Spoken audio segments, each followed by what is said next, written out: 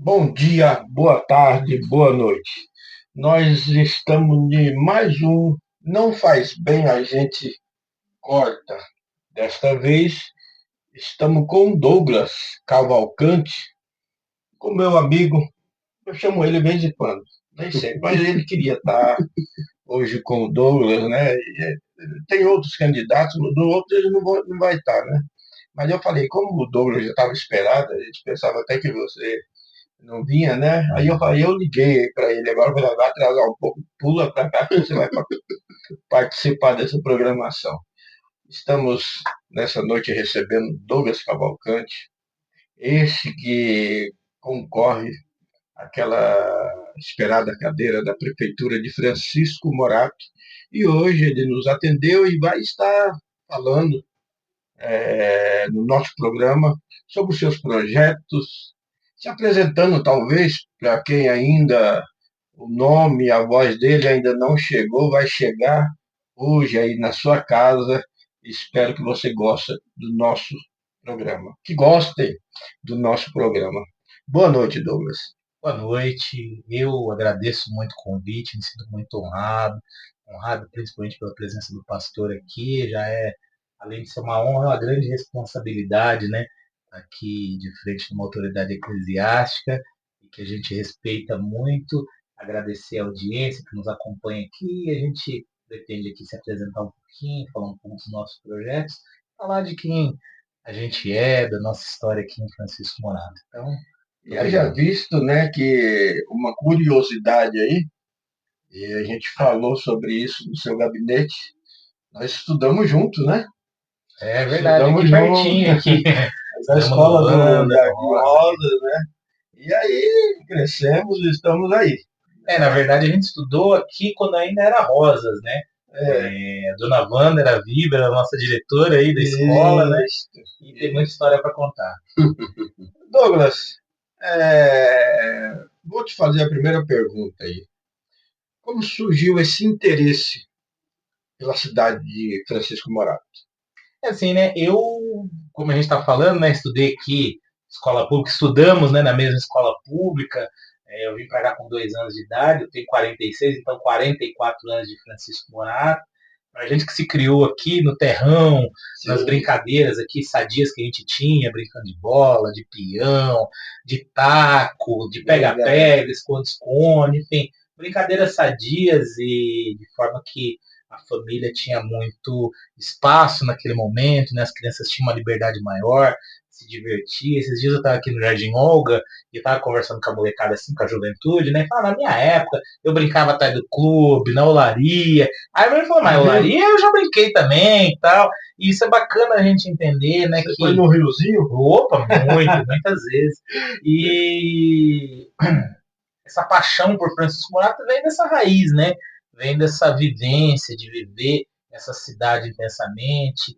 Eu trabalho com meu pai, trabalhei no meu pai, com meu pai desde 7 anos de idade aqui. A gente começou com uma mercearia ali na Rua Longuinho, né? Trabalhamos muito tempo com essa mercearia. Depois ele se transformou em corretor de imóveis. Eu acompanhei ele nesse trabalho. A gente montou uma imobiliária ali no centro da cidade, onde era o antigo Shopping Xavier. Não sei se você Sim, lembra, onde tinha a Summer ali, sim. onde tinha o Mercado Miara. A gente montou ali uma imobiliária, montamos uma gráfica também. Depois fomos para o Shopping Casa Grande, ficamos lá por um período também de tempo. Trabalhamos juntos, eu trabalhei com meu pai assim minha vida toda, né? E essa raiz também me deu muita experiência nesse período de tempo. Eu fui professor de cursos profissionalizantes do PAI, na época era Programa de Alto Emprego, um programa muito importante, pastor, porque ele qualificava as pessoas para poder atuar no mercado de trabalho de forma profissional, mas também de fazer o seu próprio negócio.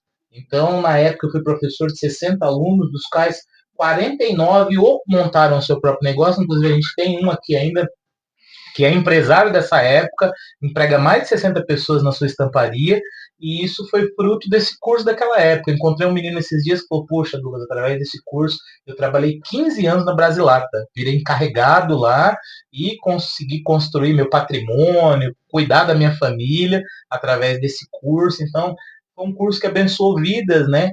E preparou essas pessoas para o mercado de trabalho, é um exemplo que a gente leva aí para poder oferecer isso para as pessoas de Francisco Morato.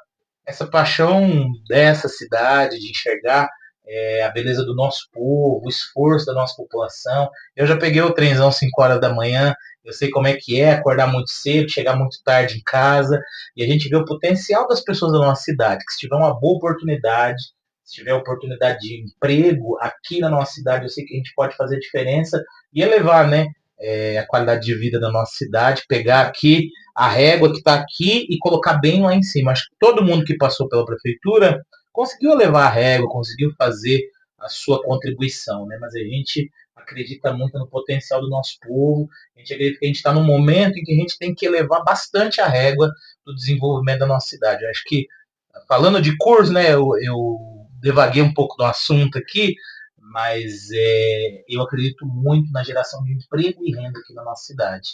Essa é a maior solução para a gente desenvolver economicamente essa cidade e elevar os padrões daqui. Porque quando a pessoa trabalha aqui, ela consome aqui, se ela consumir aqui, o comércio vende mais, e o comércio vendendo mais, ele contrata mais gente, e a gente começa a girar a roda do desenvolvimento. Sim.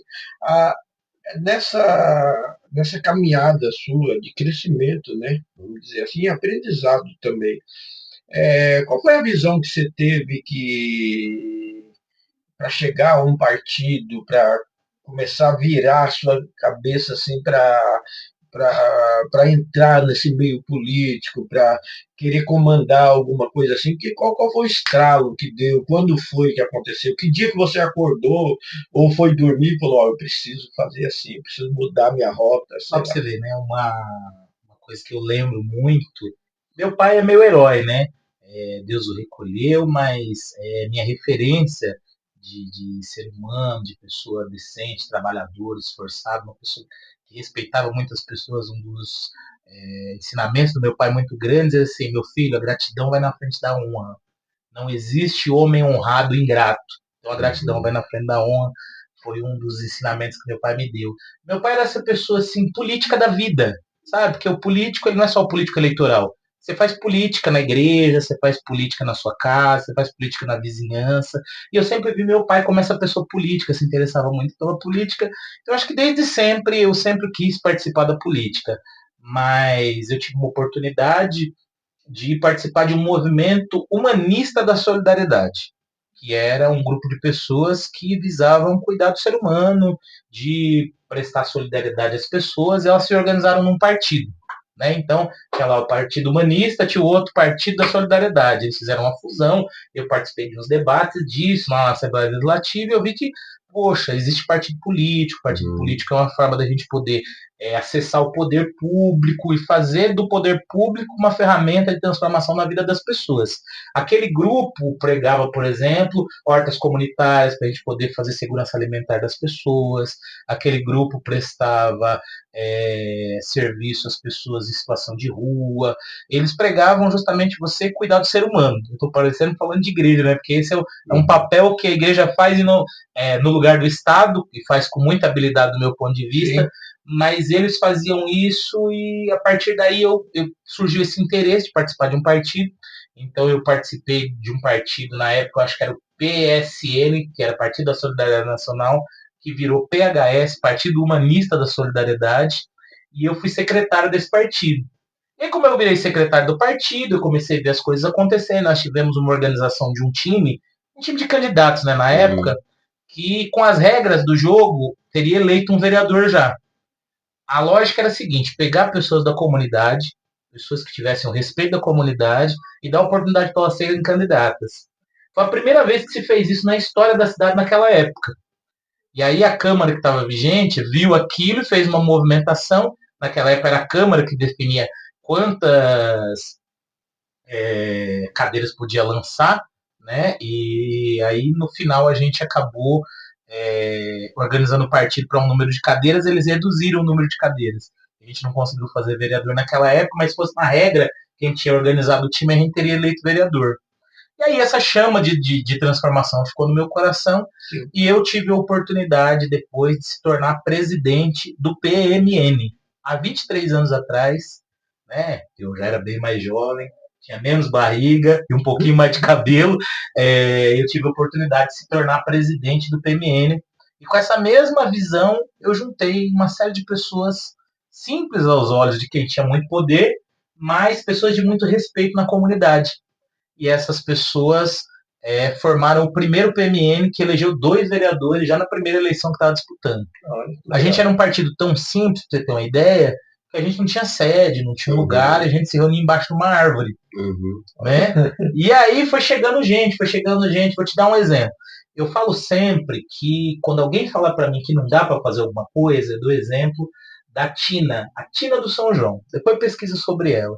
Era uma senhorinha muito simples, uns 60 e poucos anos de idade, que matava galinha no fundo do quintal e plantava a horta no fundo do quintal. E sabe o que ela fez? Ela sozinha, junto com as filhas, começou a cuidar das crianças, das mães da comunidade para elas poderem trabalhar. Certo. E isso, ela chegou a cuidar de 65 crianças, sem um centavo do poder público, só com amor no coração e com vontade de ajudar o próximo, né? E com isso ela pôde dar condições dessas mães poderem levar o alimento para dentro de casa, poder se desenvolver e desenvolver seus filhos. E aí quando alguém fala para mim, mas a prefeitura não pode fazer isso, opa, uma senhora com 65 anos de idade, e com o amor de Deus no coração, conseguiu cuidar de 65 crianças, para 65 mãezinhas poderem trabalhar, então não me diga que nada é impossível. E ela era uma das nossas candidatas na época que a gente lançou nesse grupo, tanto que o nome do diretório do PMN é Valdetina Alves de Lima, em homenagem à Dona Tina, né, que depois faleceu. O velório dela, inclusive, foi uma coisa assim impressionante, porque todas essas mães foram prestar homenagem para ela. O bairro inteiro do São João prestou homenagem para ela. Os comércios onde passou o carro fúnebre baixaram meia porta em homenagem a ela, justamente por esse trabalho, sabe, social que ela fez, mas que eu sei que tantos trabalhos desse acontecem todos os dias nos bairros da nossa cidade. Deixa eu fazer uma pergunta, Douglas. Se o senhor tivesse que mostrar para o povo de Francisco Morato um gabarito, uma cidade com um gabarito, eu quero atingir esse alvo aqui, uma cidade tal. Que cidade se apresentaria como gabarito? Eita, pastor, ai, que pergunta boa, hein? Deu até um quentinho no coração. Eu tenho hoje uma cidade como alvo para a gente atingir, e eu tenho, inclusive, um prefeito que eu me inspiro no que ele fez para a gente poder fazer aqui. Itapevi. É uma cidade muito parecida com Francisco Morato, com características parecidas com Francisco Morato. Nós somos a última cidade da linha 7 Rubi, certo? Tem uma baldeação até Jundiaí, mas nós somos a última cidade dessa baldeação. Itapevi também é. Ela tem uma baldeação lá para Calmon Viana, mas ela também é. Ela tem mais ou menos a mesma quantidade de habitantes e ela tem uma geografia parecida com a nossa, com bastante morro, enfim. Ela tem também uma quantidade de ocupação muito grande, parecida com a nossa. E ela tinha um PIB per capita, né, muito parecido com a nossa também. Só que o Igor Soares assumiu lá 8 anos atrás e ele dizia o seguinte: político é empregado do povo, a gente tem que aplaudir político, não. Eu estou assumindo aqui, eu não quero que vocês me parabenizem por cortar o mato, ou pintar a lombada. Eu estou fazendo o meu trabalho. Agora, eu quero comemorar com vocês toda vez que a gente gerar emprego aqui na cidade, ou que um jovem nosso passe numa faculdade pública. A gente tem que comemorar outras coisas, tem que comemorar o desenvolvimento da cidade.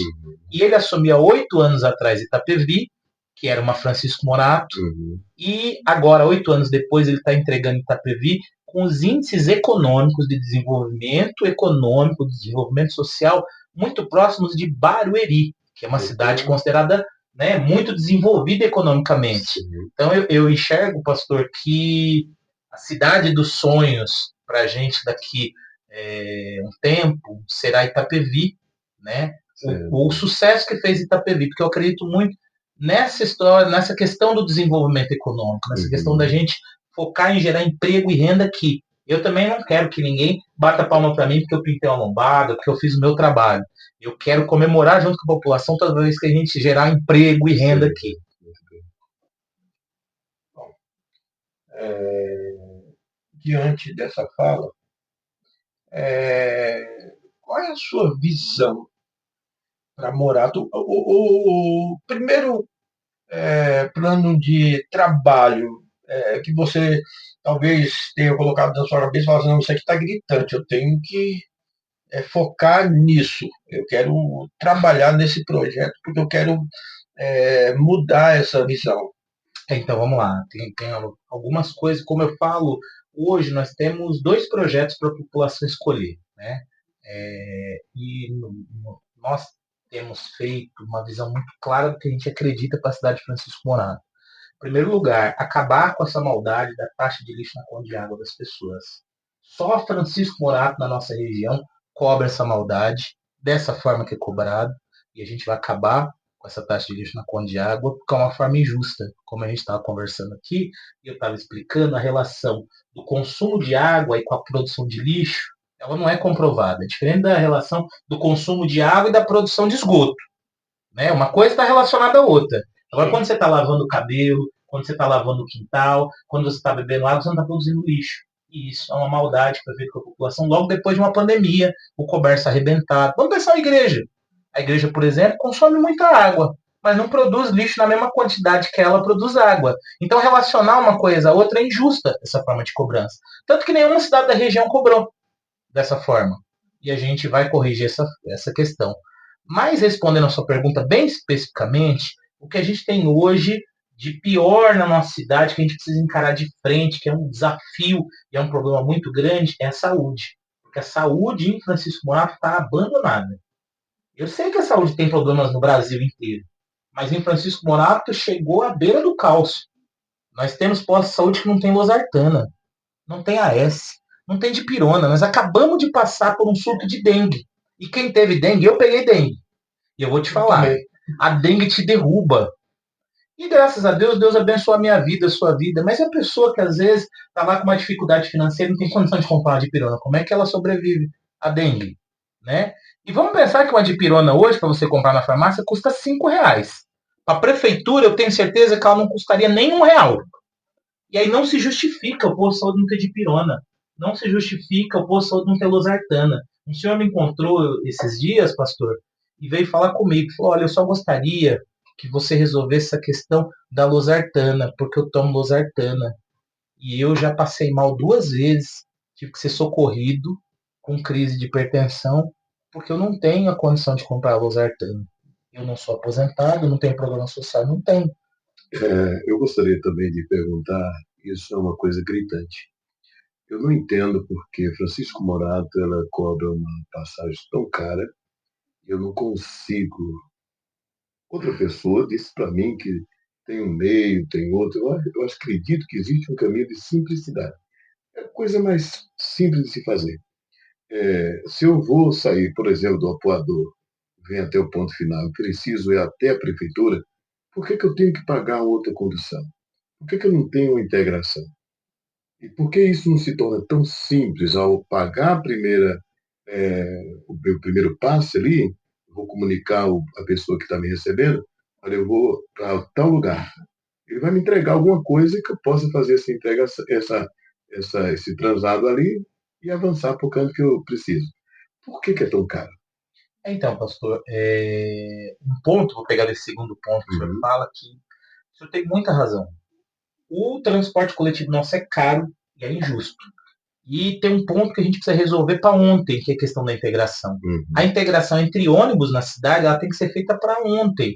Porque quem chega do Nossa Senhora Aparecida e ela precisa ir para Santa Casa, não tem sentido ela pagar 2 condições.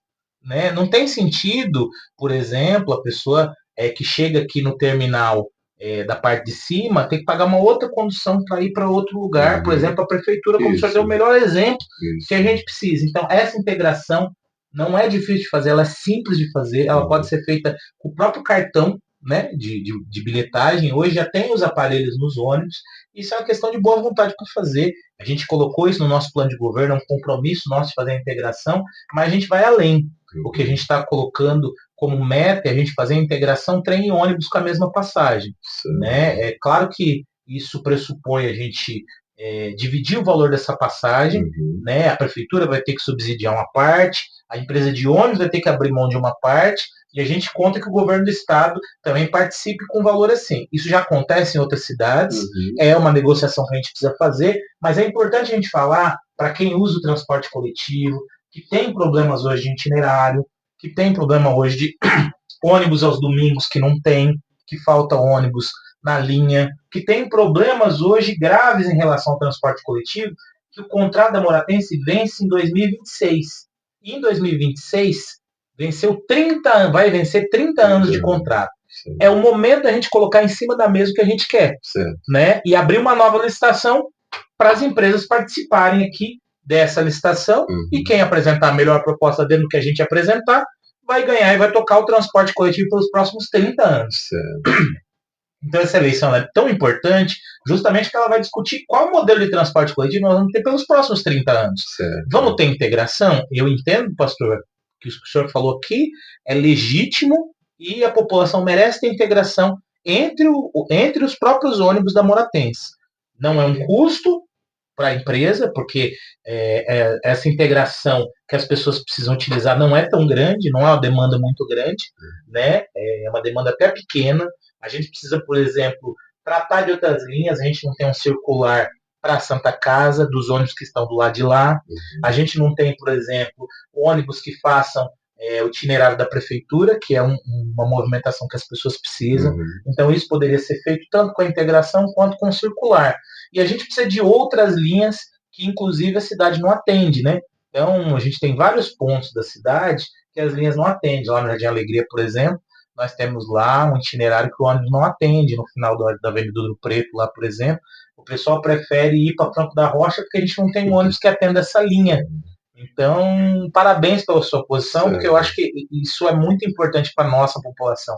A integração entre ônibus da Moratense, porque isso é simples de fazer, e a integração do trem em ônibus. Haveria possibilidade de trabalhar isso? Não, é possível trabalhar a integração entre ônibus da Moratense, uma questão municipal que o próprio município pode tratar com a empresa, né? Não é um acerto do outro mundo, é uma coisa simples de fazer, que falta é vontade política de fazer. Deixa eu te fazer outra pergunta, depois eu passo para o nosso comandante aqui.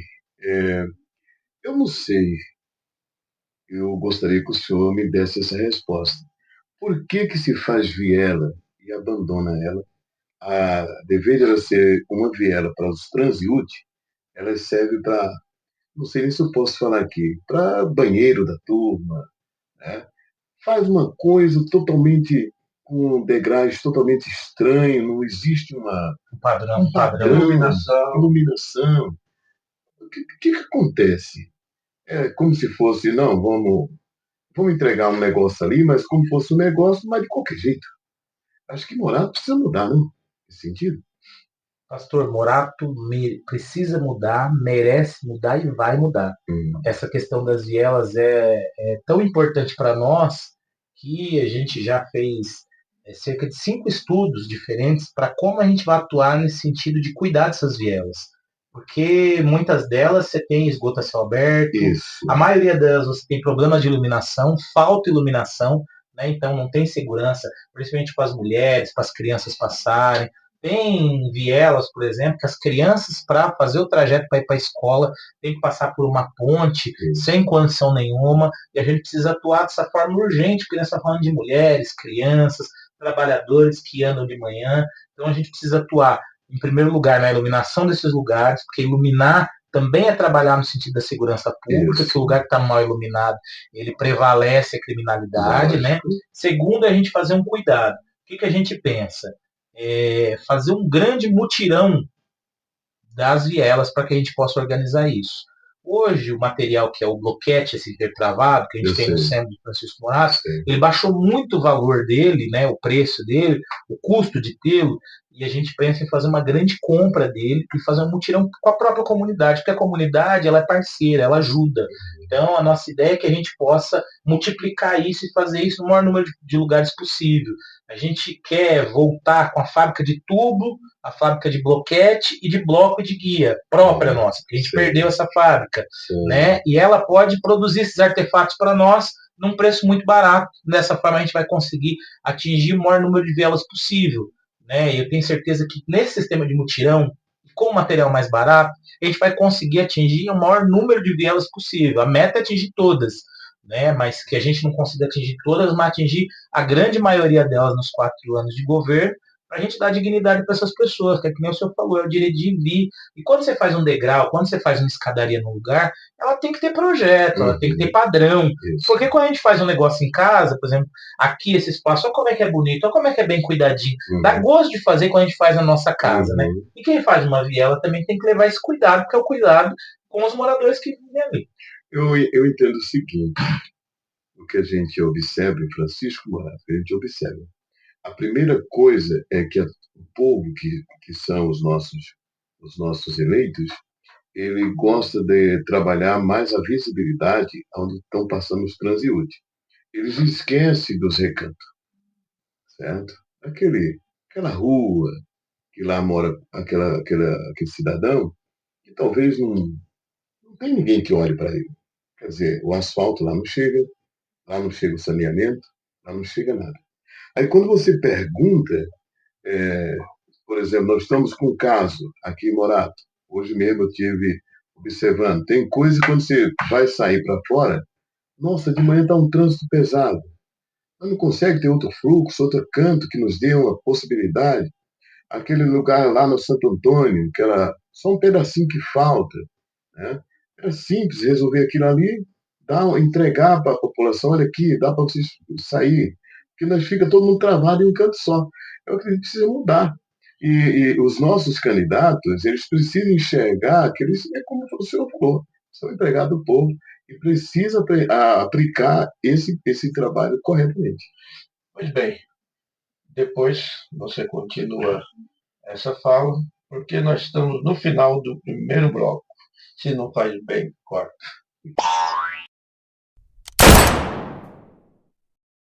De volta à segunda parte do nosso podcast. Agora você pode responder, nosso amigo Ziel. Então, pastor Ziel, a gente tem um projeto importante de mobilidade para a cidade, né? Que leva em conta alguns desafios que a gente tem. O projeto de abertura, por exemplo, da Ponte Seca, ele não é só a abertura de um túnel, como foi feito, por exemplo, em Jundiaí, foi feito embaixo da linha do trem, que era domínio da CPTM, mas que a CPTM abre esse domínio para que a prefeitura ou o governo do estado possa utilizar e trabalhar esse acesso. Foi feito em Jundiaí, foi feito em Itapevi agora, mês passado foi entregue em Itapevi uma passagem sobre os trilhos. Embaixo, inclusive, foi feito pela concessionária do serviço de transporte lá. Você acha que a negociação com a CPTM seria tranquila para fazer um projeto? Porque, Douglas, eu acho assim, a gente se fala muito aqui também no podcast sobre o trânsito de Morato. Está sendo caótico. Você mora aqui para cima, você sabe o sofrimento que a gente passa. Eu que te pergunto, a pessoa que está me assistindo aqui, que mora aqui no Rosas, Olga, Guilherme, Jardim Alegria, Jardim Silvia, Jardim Tomar, Jardim Vassouras, entende a dor que a gente passa. A gente perde 2 horas do dia, às vezes do sábado ou do domingo, para descer e para voltar, né? A gente não consegue mais acessar o centro da cidade ou sair daqui por conta desse problema de mobilidade. Do meu entendimento, a melhor solução que a gente tem para agora, uma solução mais simples, mais barata, que resolve grande parte do problema, e não é só a minha opinião. Nós juntamos um grupo de especialistas, então nós juntamos engenheiros, arquitetos, pessoas que entendem da obra. Fizemos um grande projeto ali, que não é só a abertura da Ponte Seca. Esse projeto prevê a abertura da Jerônimo Caetano Garcia para 2 faixas de veículo. Então hoje a Jerônimo Caetano é aquele apertado que só passa um carro só. A gente vai abrir ali para passar 2 veículos. Vamos fazer entrada de embarque e desembarque para os motoristas de aplicativo, motoristas de táxi, onde hoje tem uma corrente, só serve como estacionamento de ônibus. Eu acho que assim, a moratense tem que estacionar seu ônibus na sua garagem e fazer a logística, né, do transporte coletivo para que ela aconteça da melhor forma. Aquele espaço ali tem que estar reservado para a pessoa poder embarcar e desembarcar os passageiros de forma segura, rápida, sem poder travar o trânsito da cidade. Né? Uma outra vaga de embarque e desembarque que a gente pretende fazer é do outro lado da loja 100, né? A gente falou isso esses dias e a prefeitura foi lá e fez, e eu acho que é importante fazer o que a gente está falando mesmo. A gente falou da Cracolândia, eles foram lá e fecharam a passagem lá, e a gente falou da falta de lixeiras no centro da cidade, e olha que maravilha, há 60 dias de eleição, colocaram as lixeiras que a gente reclama há 3 anos. Né? Então isso é importante, a gente tem que, né, entender que às vezes a crítica né, a oposição, ela é saudável para a sociedade, porque a gente aponta o problema. É interessante, Douglas, só essa fala aí, depois você segue com a sua, só para a gente não perder o foco do trânsito. É importante a gente falar sobre essa passagem ali pela Ponte Seca, porque o interessante aqui é que a gente viveu aqui, né? A gente viveu aqui desde lá do começo, e você lembra que ali na Ponte Seca a passagem era ali, né? Passava ônibus lá, né? E eu vejo esse trabalho todo de viaduto e tal, não que não vai ser bom para a cidade, vai ser ótimo se tiver um lá onde estão fazendo, o outro aqui no Guilherme, igual dizem que tem um projeto para isso, mas é assim, a gente precisa de algo para ontem.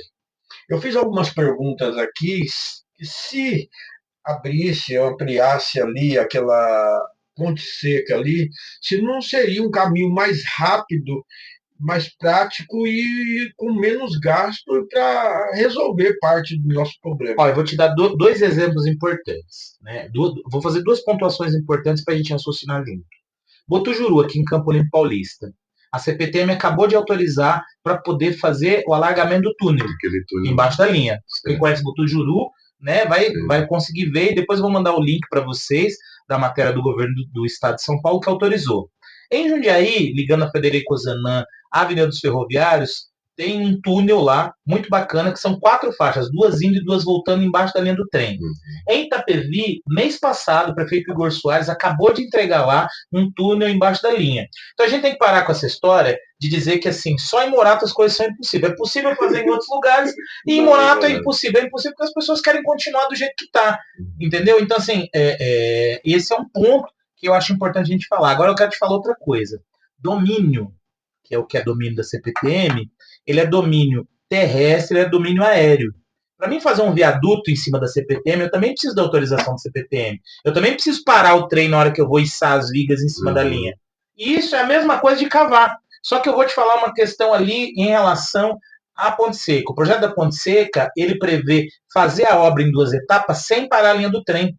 Porque embaixo da onde passa o trem, onde é o túnel, e em cima nós temos o estacionamento dos trens, que são 4 linhas lá, e mais 2 linhas do lado de cá. Então pode ser feito muito bem lá onde é o estacionamento, a primeira etapa, e depois na segunda etapa fazer toda a cobertura e fazer a ligação desse trem que passa aqui nesse extremo, do lado de cá no outro extremo, quando você termina a segunda parte Então sem parar o sem trem. parar. Então você consegue fazer sem parar a linha do trem, entendeu? Então é essa possibilidade que tem. Dos dois lados dá para você fazer canteiro de obra, fazer a concretagem das vigas ali no próprio canteiro de obra e depois içar no momento certo, sem atrapalhar a movimentação dos trens. Claro que o trem vai funcionar em velocidade reduzida, em relação à segurança da obra, mas tudo isso pode ser feito em 2 etapas, sem parar o trem, né, sem precisar fazer paés. E eu vou te falar, para fazer um viaduto em qualquer lugar, você não vai içar a viga em cima do trem passando. Você precisa parar o trem. A gente teve aqui o terminal rodoviário, quando isso a viga, inclusive, que caiu a viga em cima da linha do trem, tinha parado o trem naquele momento para poder içar aquelas vigas. Então é um momento importante da gente falar. Então você precisa da autorização da CPTM para fazer viaduto sob a linha e você precisa de autorização da CPTM para fazer túnel por baixo da linha. Os dois precisam de autorização. Né? Então não dá para falar que é impossível. Ué, não é impossível para Itapevi, não é impossível para Jundiaí, não é impossível aqui do lado, Botujuru. Não é impossível, por que é impossível em Francisco Morato? O senhor entende que esse trabalho ele seria traria muito gasto para Francisco Morato, seria feito com um gasto bem resumido? Pastor, é aquela história, né? Prioridades. A prefeitura escolheu gastar 17 milhões de reais numa reforma. Eu, do meu ponto de vista, eu reuni vários especialistas sobre isso, o custo estimado da obra de reforma do Progresso está em 5 milhões, gastaram 17. A gente precisa saber onde que foi esses 12 milhões de diferença aí. Porque pintar em cima do reboco, fazer parede drywall, não consigo justificar 17 milhões de reais numa reforma daquele espaço que nem valia esse valor de 17 milhões. Eu não acredito que aquele espaço todo ali valha 17 milhões nem para vender, quanto mais para fazer uma reforma. Então é questão de escolher onde vai fazer o recurso. Do meu ponto de vista, a abertura da Ponte Seca, a revitalização da Vila Espanhola, que prevê acabar com a Cracolândia, onde hoje a Cracolândia, né, que fecharam lá o Uhum. coisa, mas o crack está ali atrás. As barracas de crack cada dia aumentam mais. Uhum. Então, se a gente não ocupar aquele espaço, daqui 4 anos, talvez a gente tenha uma Cracolândia maior que a de São Paulo. O que a gente quer fazer ali é, sai a Cracolândia, entra a Praça da Família, entra a Praça da Bíblia, entra um tanque batismal para as igrejas que não têm hoje, um tanque de batismo para poder batizar as pessoas, poderem fazer os seus batismos ali, poder fazer culto ao ar livre, ter uma área para a nossa juventude poder participar, poder ter shows, poder ter eventos, poder ter cultura, ter lá banheiro, ter vestiário, para as pessoas terem dignidade de poder realizar os seus cultos ao ar livre ali, poder ter a dignidade de poder ter os seus batismos. A gente teve essa preocupação no projeto de fazer lá um monumento à Bíblia, porque a maioria da nossa população é cristã, e o monumento à Bíblia faz jus a essa questão. Campo Limpo, daqui a pouco o pessoal vai falar que é impossível também fazer, e eu sempre dou sempre um exemplo. Campo Limpo Paulista tem lá a Praça da Bíblia, né? É legal e a gente pode fazer a Praça da Bíblia, e dentro desse monumento da Bíblia, esse monumento da Bíblia, ele vai ter uma forma dele se mover, e nele vai ter lá o tanque batismal para os momentos de batismo, e quando não tiver momento de batismo, ele vai se mover e cobrir esse monumento, né, esse tanque de batismo, para que isso fique preservado também, porque a gente está falando sobre o sagrado, né? Então a gente respeita muito isso. Quando a gente estava fazendo o projeto, né, o arquiteto tinha feito primeiramente o projeto do tanque batismal ficar no palco. Aí eu falei, opa, mas eu não posso impedir que outras pessoas utilizem o palco para qualquer outra coisa, que é público, né, para todos. Agora, no monumento da Bíblia eu posso. Aí é diferente. Aí é diferente. Eu posso preservar o sagrado no momento do batismo, a gente entender que aquele monumento ele vai se mover a parte de cima, vai ter o tanque batismal para as pessoas poderem se batizar. Aí eu vou dar mais um outro exemplo para o pessoal não falar que é impossível, viu? Tem tanque batismal em Osasco. Lá em Osasco tem lá uma área, tem uma área específica da prefeitura dentro de uma praça, onde qualquer pessoa pode ir lá na Secretaria de Cultura, agendar o seu batismo com a sua igreja e ir lá se batizar. Então, depois vou te mandar o link lá do prefeito que fez esse tanque batismal lá. Lá, inclusive, tem acessibilidade para pessoas com deficiência, com mobilidade reduzida, para poder ser batizado. Porque tem muita igreja que ainda não tem um lugar específico. As igrejas grandes, sim. Mas as pequenas não têm um lugar específico. Seria interessante. Perfeito. E assim, a visão é assim, sai o crack e entra a fé. Coisa boa. Você sabe, Douglas, eu vou te falar que ali, perto daquela mini Cracolândia que está crescendo muito, a gente tem uma loja ali, né? E ali já é uma grande preocupação ali. A gente já não consegue colocar exposto os nossos manequins ali, né? E esses dias eu estava descendo para a loja, ali sentido o terminal, e tinha um rapaz que saiu ali da Cracolândia ali. Ele não estava pedindo para uma senhora, ele estava obrigando. Tem gente que dá com medo, porque eles chegam, intimidam mesmo. Eu ia saindo da loja, o cara me pediu R$ 1, ele falou assim, eu não vou mentir não, eu quero para me comprar inteirar para comprar um corote. Eu falei, eu não tenho. Você estava comigo, lembra? O cara quase me bate, cara. O cara é grande assim, e se eu não fosse firme com ele, né? Ele estava junto comigo. Ele te coagiu. Agora uma senhora, como é que faz? Eu falei com a senhora dessa, como que... Então a preocupação disso, porque eu acho que mesmo se esse projeto é muito bom, se acontecesse seria muito bom, mas mesmo não fazendo agora, eu acredito que era simples de fazer uma varredura ali, nem que fosse uma vez por semana, para acabar aquilo ali, porque aquilo ali está muito à vontade.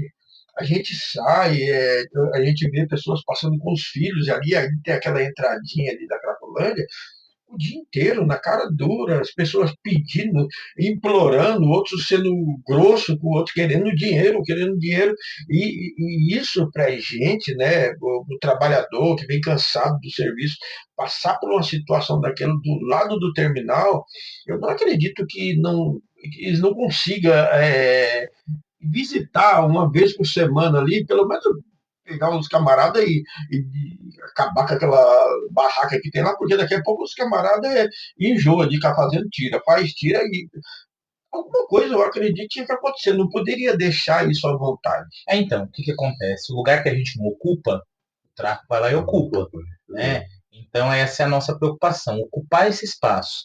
Lugar onde hoje tem dor, tem sofrimento, eu entendo que ali também tem uma doença espiritual nessas pessoas, tem uma doença física, uma questão de saúde pública também, mas também é uma questão de polícia. Se tem um traficante vendendo a droga lá, é uma questão de polícia. Se a droga chega lá na mão do traficante, é questão de polícia, e a gente tem que acionar a polícia, não pode ser mole com esse tipo de coisa. Ele tem que enfrentar, encarar isso de frente. E ocupar esse espaço por uma juventude, né? Porque a gente também tem que falar de projetos para a juventude. Hoje se cobra muito da juventude, mas acabaram com a Marcha para Jesus, acabaram com o Festival de Música Gospel, acabaram com os... Acabaram não, né? A gente já não tem espaço de lazer para a juventude. Se você quiser um grupo de jovens hoje, por exemplo, evangélico, que seja católico, enfim, para se reunir num lugar... A gente não tem hoje na cidade. A gente Bater precisa... um violão, ali. Se sentir à vontade, você não tem hoje na cidade. E a gente precisa proporcionar isso. Então, esse projeto lá da Praça da Família, né, da Praça da Bíblia, é justamente para que a gente possa dar oportunidade para essa juventude que hoje não tem essa oportunidade. Eu fiz uma reunião numa igreja evangélica esses dias, e o pessoal promoveu uma reunião sobre cultura, né? E a pessoa falou para mim, você sabia que nas igrejas evangélicas tem muita cultura, tem muito cantor, tem muito sonoplasta, tem muita arte, tem teatro, tem uma série de coisas, mas que normalmente não chamam essas pessoas para conversar. E aí eu chamei. E aí tinha guitarrista de primeira linha, tinha baterista, tinha gente assim, sabe? Músico gabaritado, músico de primeira linha, mas que nunca teve oportunidade de se apresentar profissionalmente aqui na cidade. Foi a pergunta que te fizeram lá fora, né? Sobre os jovens. Exatamente. Né? Oportunidade. E aí, sabe o que eu quero te falar? Eu quero falar duas coisas. Primeira que é o seguinte.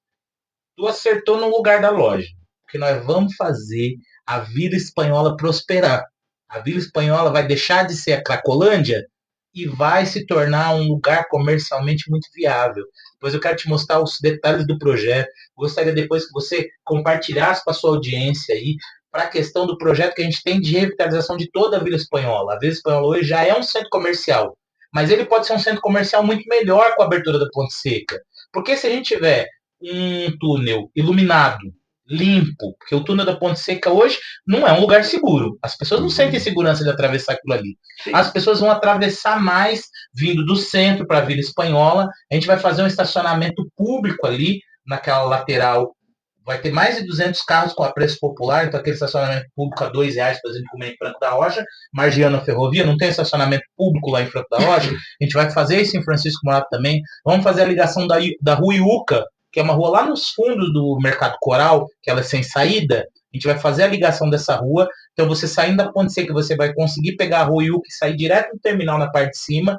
E você também vai conseguir sair nesse bolsão de estacionamento, permitindo que as famílias, por exemplo, que querem utilizar o centro de Francisco Morato, possam parar o veículo aí com segurança, passar na Praça da Família, passar na Praça da Bíblia, atravessar a Ponte Seca, ir no centro de Morato, as pessoas que estão no centro de Morato vir na Vila Espanhola para consumir, para comprar, para o comércio vender mais, então vai ficar muito bonito lá. Em segundo lugar, eu quero falar para você o seguinte: eu quero apostar na cultura não por nada, mas é porque a cultura rende dinheiro para a cidade.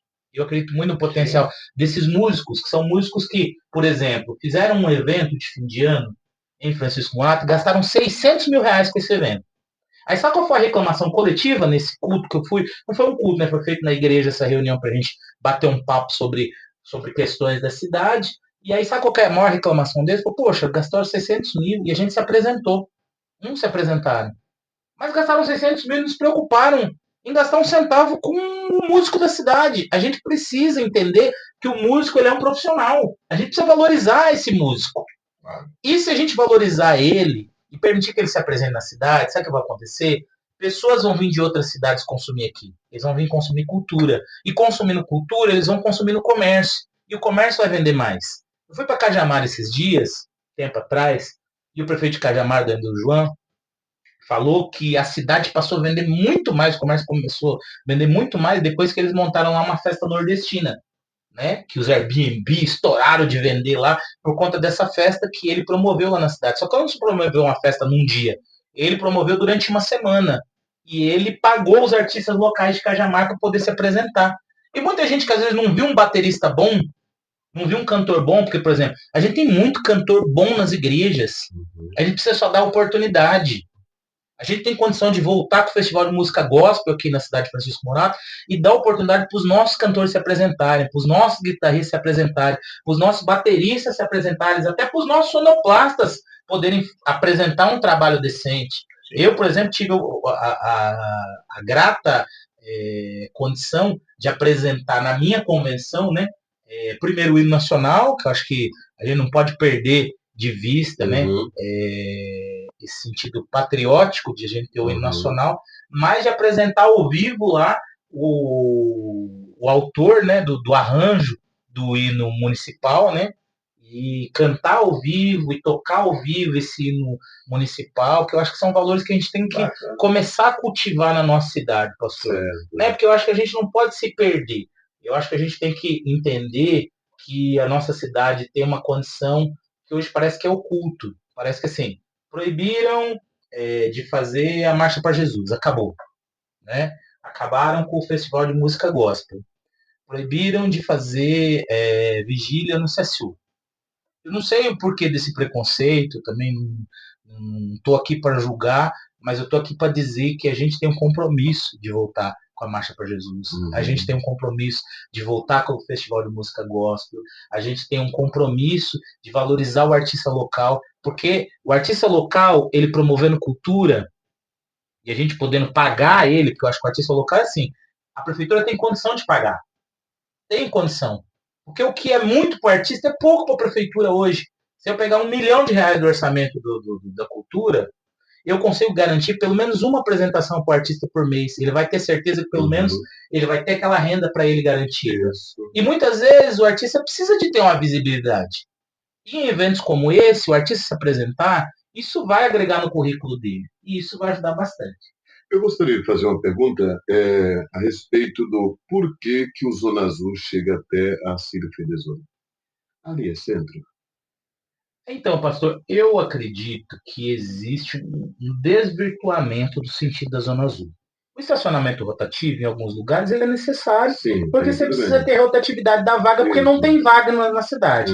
Então, o principal desafio que a gente tem que fazer é aumentar a oferta de vaga. Então, como eu falei lá na Vila Espanhola, a gente pretende ofertar lá 200 vagas inicialmente, podendo chegar a 400 de vaga popular, ou seja, de vaga a R$ 2 a estadia do veículo ali. Então, a pessoa vai poder deixar o veículo ali e vai pegar depois de 8 horas. Você pode trabalhar e deixar o veículo ali, você pode ser comerciante e poder ter um espaço para você deixar o seu veículo, e isso que vai possibilitar? Que você tenha mais vagas disponíveis e você vai ter mais vagas disponíveis no centro da cidade, sem ter que ter a necessidade de fazer estacionamento rotativo nos bairros, que eu acho que não tem sentido nenhum você fazer estacionamento rotativo no bairro. É um desvirtuamento da função da vaga. Porque assim, o estacionamento rotativo, a Zona Azul, ela tem sentido onde você tem demanda de vaga.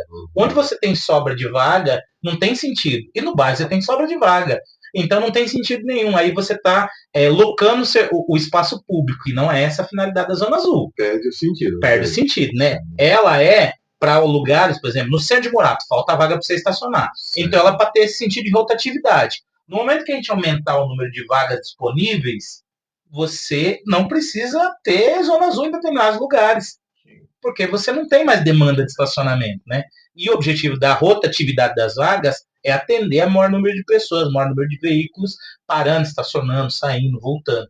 Se a gente fizer esse estacionamento, eu falo isso com conhecimento de causa, para quem sempre fala que é impossível as coisas fazer, Franco da Rocha tem lá um estacionamento público, né, a preço popular, ali na Margiana Ferrovia, se você pegar lá tem uma pontinha que você passa, né, e tem um estacionamento público com um número razoável de veículos. Eles fizeram, inclusive aqui na Padadinha, em Baltazar Fidelis, eles também fizeram ali, e em Baltazar Fidelis, inclusive, é gratuito, né? Lá já no centro de Franco da Rocha, tem um preço popular lá, e a gente quer implantar isso a um preço popular para que a pessoa possa ter um lugar para estacionar seu veículo e os comerciantes também possam ter um lugar com segurança para deixar o seu veículo e deixar as vagas disponíveis realmente para o cliente, né? Que você precisa ter um cliente na porta do seu comércio. Estamos no final do segundo bloco. Corta. Estamos no nosso terceiro bloco. Quer fazer uma pergunta? Gostaria de entender um pouco mais. O senhor não respondeu, tá certo? Eu quero voltar à mesma tese. Eu comentei com o senhor o final do bairro do Astúria. Ali tem um pedaço de terra, de estrada, que ele não é asfaltado. E ele me dá liberdade, tanto para o bairro do Astúria, do Santo Antônio, do Água Vermelha, toda aquela demanda ali pode já usufruir daquele espaço ali, transitando por ali. Eu não sei se haveria possibilidade, se eleito o Douglas, fazer alguma coisa para dar uma dinâmica na chegada e saída de Francisco Morato. Pastor, essa área é uma área prioridade para a gente poder fazer essa pavimentação, porque ela justamente liga aquela rotatória da Ibratinha ali, né? Isso. E dá um acesso tanto para Roque Modesto ali no Astúrias, quanto dá acesso ao Primavera, né? Então ele liga ali duas regiões importantes da Muito cidade importante. com velocidade, que você não precisa ficar parado naquele trânsito todo. Isso. E a ligação dessa via pode ser feita, inclusive essa obra, com financiamento do FUMEF, né? Que é um fundo metropolitano do governo do estado, que é um recurso que todo ano é repassado para cidades que têm baixa arrecadação ou que têm baixa arrecadação de ICMS, que é o caso de Francisco Morato, porque a gente tem pouca arrecadação do comércio, assim, desse imposto chamado ICMS. E nesse sentido, a gente tem como prioridade pavimentar aquele trecho, porque como que acontece, né? Só para explicar. Uhum. O FUMEF, esse recurso do FUMEF, Uhum. ele vem anual e você precisa estabelecer uma prioridade. Entendi. O que você vai fazer com esse recurso do FUMEF? Então você pode, por exemplo, agora pavimentaram com o recurso do FUMEF a Estrada dos Porretes, que eu entendo que é uma obra importante, reconheço uma obra importante para o desenvolvimento econômico daquela região, o desenvolvimento industrial daquela região. Eu tenho uma ressalva só, porque aquela região, no plano diretor, o zoneamento urbano, que é onde define onde vai ser construído cada coisa, ali estava reservado somente para a indústria. E eles mudaram agora e colocaram zona mista. A gente vai mudar de volta e vai deixar só industrial, porque aquele precisa ser para a indústria. A gente precisa ter uma área reservada para a indústria, eles tiraram isso de lá. Mas pode ter certeza que a gente tem um compromisso de pavimentar aquele trecho, porque ele é estratégico.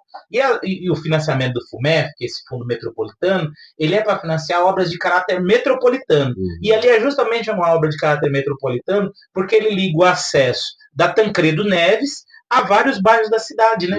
Porque senão fica um acesso capenga, como você está falando. Você sai do asfalto e entra para a terra para depois voltar para o asfalto. Então, se a gente pavimentar, nós vamos ligar ela, inclusive agora, à Estrada dos Porretes, à Estrada do Butujuru, ao Primavera e a Roque Modesto do Santos. Vamos resolver. Eu tenho um comentário a fazer. Eu acredito que o fato de ser Franco da Rocha, e aí está no demanda, mas Francisco Morato, aquele pedacinho ali, você vê que ele é muito cheio de arvoredo. Então não tem como ter uma redução de lombada, coisa assim, porque primeiro não tem casa. Acho que quem entra ali à noite tem que ter o caminho aberto para poder avançar rapidamente.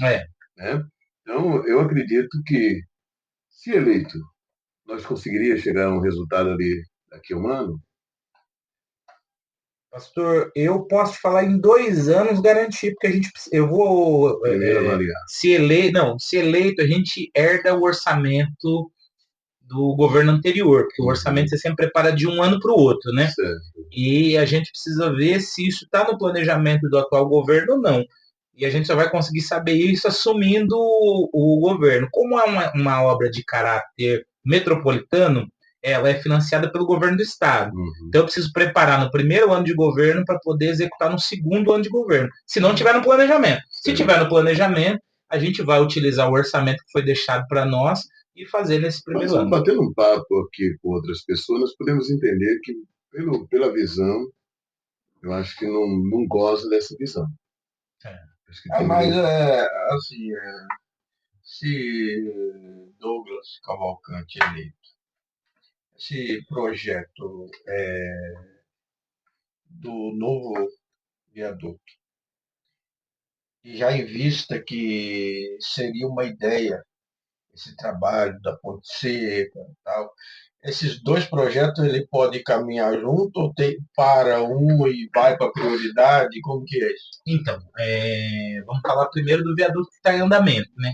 A gente tem o compromisso de terminar, porque esse viaduto, a obra já começou e a gente tem que ter o compromisso de terminar. Eu acho que cada prefeito que assume tem que terminar a obra do outro e ir tocando a vida para frente, porque é dinheiro público. E você precisa sempre estabelecer prioridades. Eu entendo que hoje a prioridade nossa é abrir a Ponte Seca, fazer toda a revitalização da Vila Espanhola. Nada impede da gente tocar em tendo financiamento, e vamos buscar esse financiamento, porque, como eu falo, fazer viaduto, se você tiver recurso, eu queria fazer 10, né? Agora a gente vai buscar o recurso. Pode ter certeza que assim, termina a nossa eleição, começa a eleição de presidente, governador, eu vou bater na porta dos dois. Hoje eu sou candidato a prefeito pelo MDB, que é o maior partido do Brasil. Meu presidente nacional, Baleia Rossi, quem abonou a minha ficha de filiação ao MDB. E eu conto muito com a parceria com esse deputado, que é presidente do maior partido do Brasil, e que tem trânsito tanto no governo federal quanto no governo estadual, aqui do governador Tarcísio. A gente conta com o financiamento do governo do estado, do governo federal, para fazer as duas obras. Douglas, me responde uma fala. O senhor colocaria o seu filho na escola pública? Ô, pastor, que bacana, ó. A gente tem um exemplo aqui. Nós dois estudamos na mesma escola pública que é o Rosas, aqui que se transformou Wanda Terezinha Lim. E os meus filhos estudam na escola pública.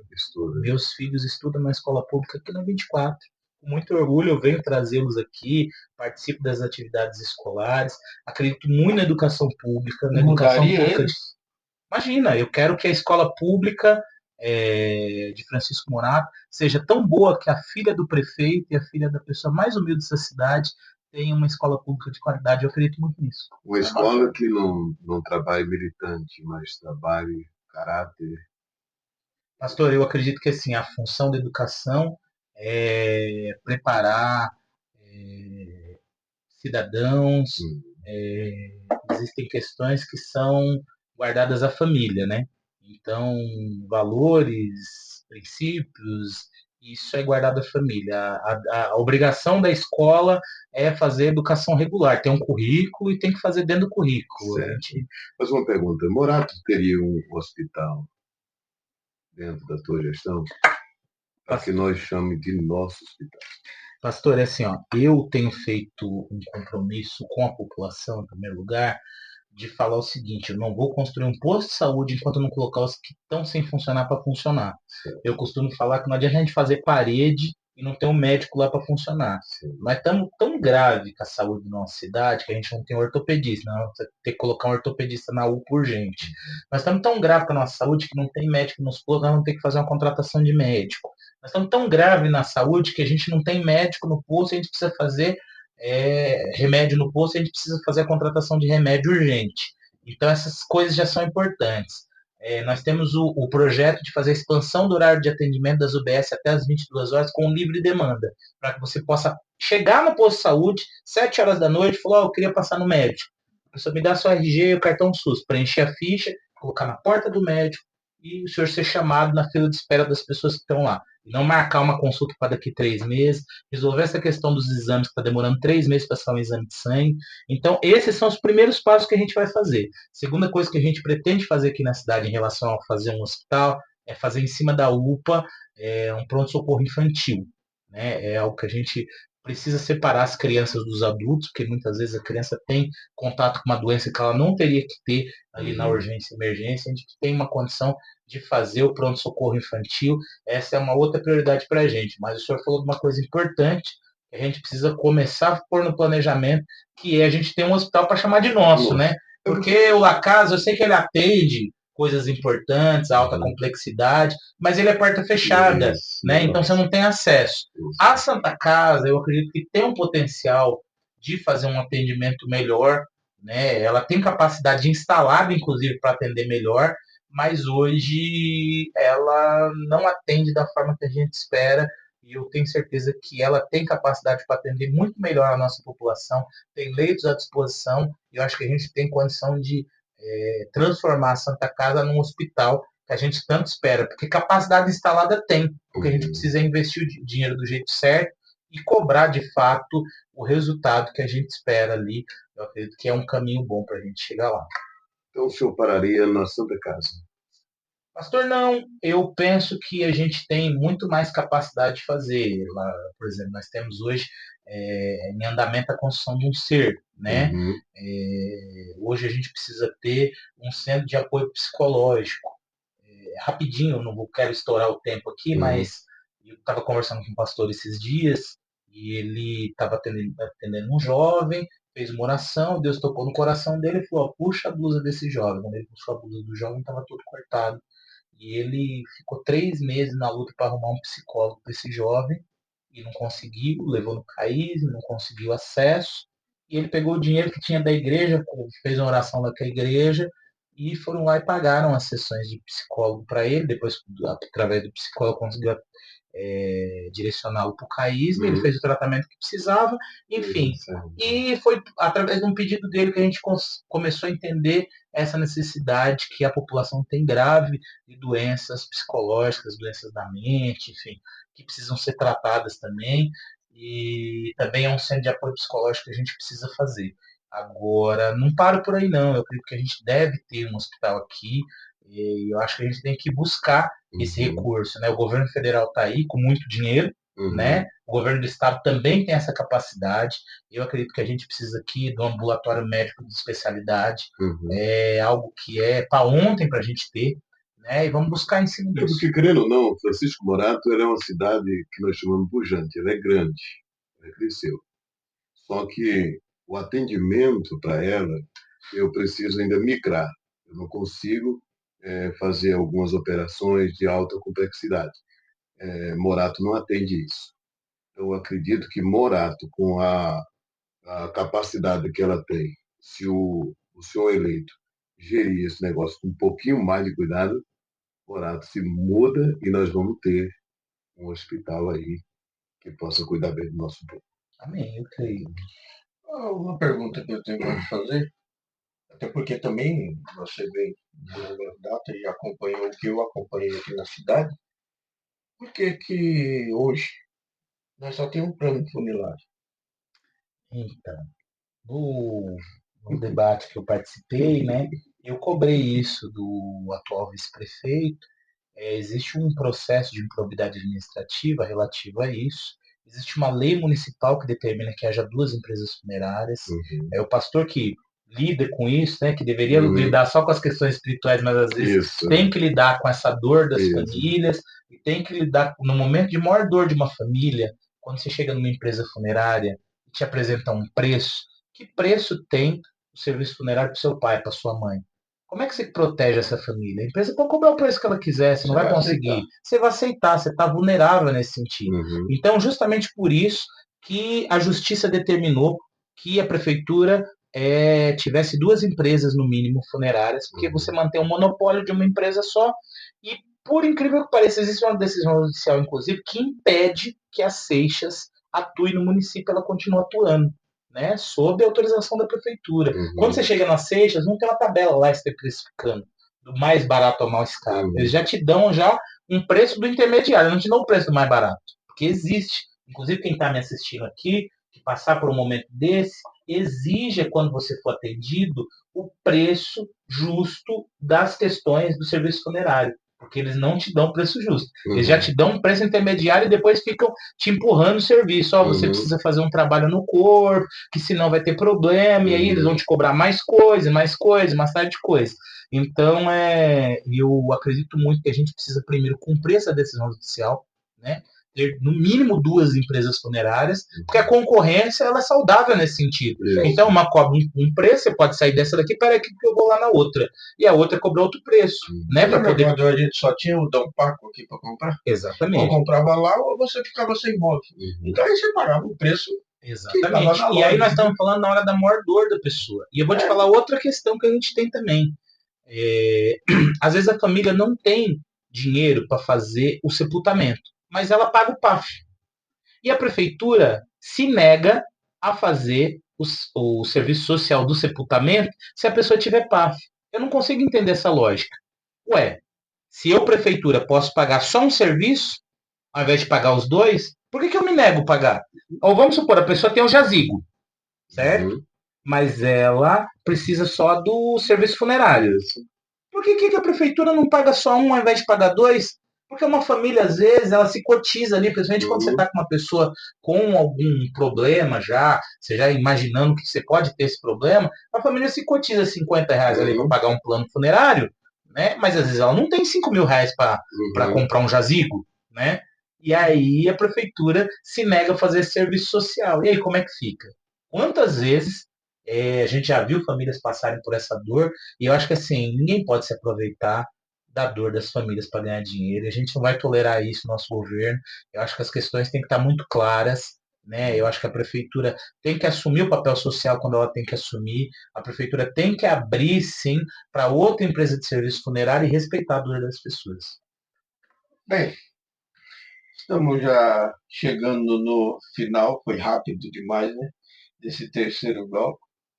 E faça umas considerações para nós aí, né? Que a gente finaliza. Queridos, primeiro eu quero agradecer a Deus por essa oportunidade, agradecer a audiência de quem nos acompanhou até aqui, agradecer o convite, a equipe do podcast, agradecer aqui a presença do pastor, que muito nos honra nessa mesa de entrevistas aqui, e dizer para vocês que há esperança de uma transformação verdadeira na nossa cidade, Francisco Morato, que sim, é possível ter saúde de qualidade, respeitando as pessoas, com atendimento de saúde até as 22 horas no posto de saúde, ter médico e remédio no posto de saúde, as pessoas serem atendidas com dignidade. Sim, é possível ter escola de tempo integral, com 3 refeições para as nossas crianças, educação de qualidade no contraturno, com esporte, cultura e lazer, aula de dança, aula de música e atividades esportivas e recreativas para as nossas crianças. Sim, é possível acabar com essa maldade da taxa de lixo na conta de água das pessoas. Sim, é possível acabar com a Cracolândia e entrar naquele lugar, a Praça da Família, a Praça da Bíblia, que tem um lugar para a nossa juventude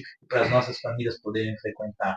Sim, é possível ter uma cidade diferente, que possa sim privilegiar o desenvolvimento econômico aqui, a geração de emprego e renda aqui. Sim, é possível. É só acreditar que vai dar certo. Deus abençoe a todos. Olha, gente, sempre se conheceu Francisco Morato como uma cidade dormitório. Quem sabe a esperança não chega, né? Então, estamos diante de um ano muito importante e é hora de nós decidir o nosso futuro. Para que lado nós queremos ir? Está aí, é a hora de decidir. Esse foi o nosso podcast de hoje com nosso amigo Douglas Cavalcante. E o que não fizer bem a gente Corta! corta.